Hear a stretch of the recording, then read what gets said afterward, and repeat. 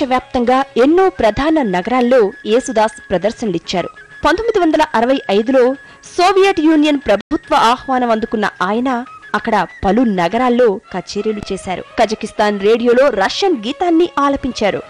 2001లో అహింస అనే ఆల్బం కోసం సంస్కృతం, లాటిన్, ఆంగ్ల భాషల్లో గీతాలను న్యూ ఏజ్, కర్ణాటక సంగీతాల సమ్మిళితం చేసి పాడారు. అరబిక్ పాటలను కర్ణాటక సంగీత శైలిలో ఆలపించి అబ్బురపరిచారు.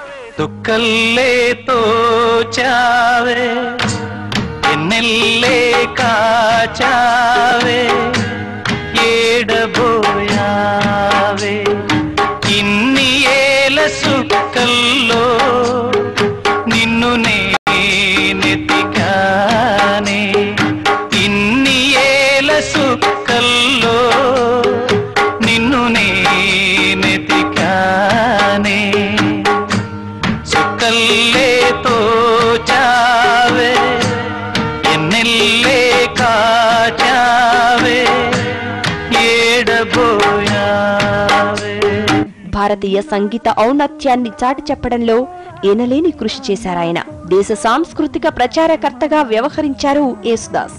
1970లో కేరళ సంగీత నాటక అకాడమీ ప్రతినిధిగా నియమితులయ్యారు యేసుదాస్. ఆ పదవిని అలంకరించిన పిన్న వయస్కుడిగా నిలిచారు.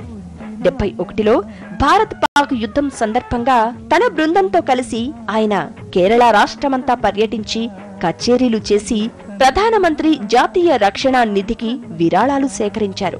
International parliament for safety and peace కు సెనెట్ సభ్యుడిగా కూడా పనిచేశారు. 1999లో ప్యారిస్ లో జరిగిన మ్యూజిక్ ఫర్ పీస్ కార్యక్రమంలో outstanding achievements in music and peace అవార్డుతో యునెస్కో గౌరవించింది. అంతర్జాతీయ ఉగ్రవాదానికి వ్యతిరేకంగా తిరువనంతపురం నుంచి 2009లో ప్రచారాన్ని చేపట్టారు యేసుదాస్. ఇదేలే తరతరాల చరితం, జ్వలించే జీవితాల కథనం. ఇదేలే తరతరాల చరితం, జ్వలించే జీవితాల కథనం. పగేమో ప్రాణమయ్యేనా, ప్రేమలే దూరమయ్యేనా, నిరాశే నింగికెగసేనా, ఆశలే రాలిపోయేనా. ఇదేలే తరతరాల చరితం, జ్వలించే జీవితాల కథనం. తెలుగులో యేసుదాస్ ఎన్నో మధుర గీతాలను మనకు అందించారు. కె బాలచందర్ దర్శకత్వంలో వచ్చిన అంతులేని కథలో జీవన సారాంశాన్ని బోధించే దేవుడే ఇచ్చాడు వీధి ఒకటి పాటకు జీవం పోశారు. ఆత్రేయ రచించిన ఈ పాటను ఎంఎస్ విశ్వనాథన్ స్వరపరిచారు. అద్భుతమైన స్వర రచనకు అత్యద్భుతమైన భావంతో ఆలపించారు యేసుదాస్. రజనీకాంత్ సినీ రంగానికి పరిచయమైంది ఈ చిత్రంతోనే. ఆయనపై చిత్రీకరణ జరుపుకున్న తొలి పాట కూడా ఇదే. సాహిత్యానికి, సంగీతానికి తన గాత్రంతో శుభకులద్దారు యేసుదాస్.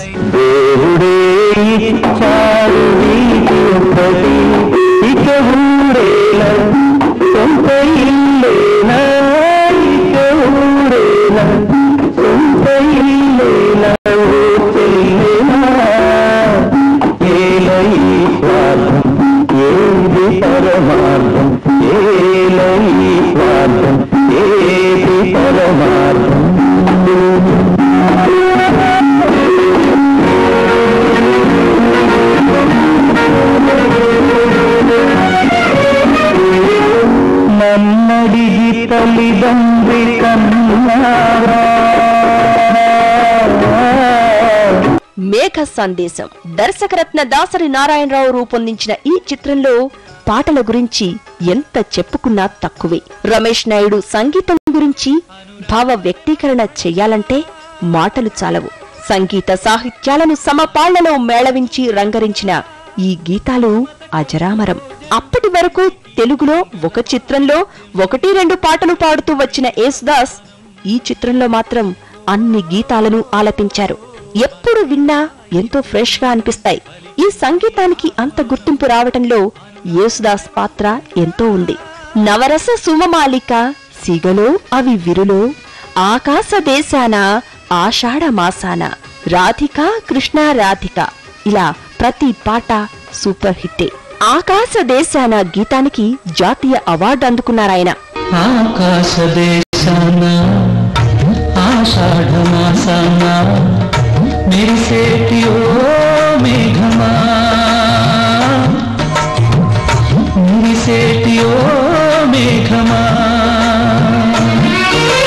విరహమో దాహమో విడలేని మోహమో వినిపించు నా చెవికి మేఘ సందేశం, మేఘ సందేశం. హీరో మోహన్ బాబు తను హీరోగా నటించిన ప్రతి చిత్రంలో తప్పనిసరిగా యేసుదాస్ తో ఒక పాటైనా పాడించుకుంటారు. ఆయన గాత్రమంటే మోహన్ బాబుకు అంత ఇష్టం. అలా ఆయనకు యేసుదాస్ పాడిన ప్రతి పాట జనాదరణ పొందినదే.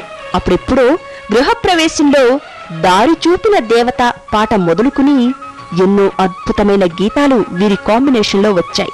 పెద్దరాయుడులో కదిలే కాలమా కాసేపు ఆగవమ్మా, అల్లుడు గారు సినిమాలో ముద్దబంతి నవ్వులో మూగబాసలు, అసెంబ్లీ రౌడీలో అందమైన వెన్నెలలోన, ఇలా చెప్పుకుంటూ పోతే ఎన్నో పాటలు తెలుగు అభిమానుల చెవుల్లో మారుమోగుతూనే ఉంటాయి. ముద్దబంతి నవ్వులో మూగబాసలు,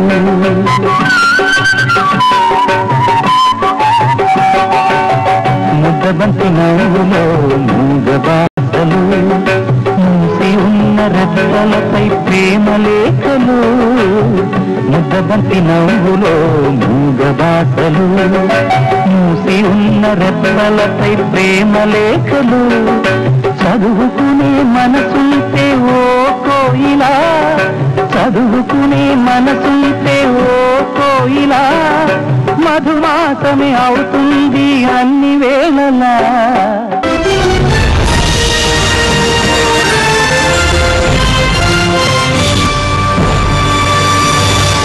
अरे वाह राकेश,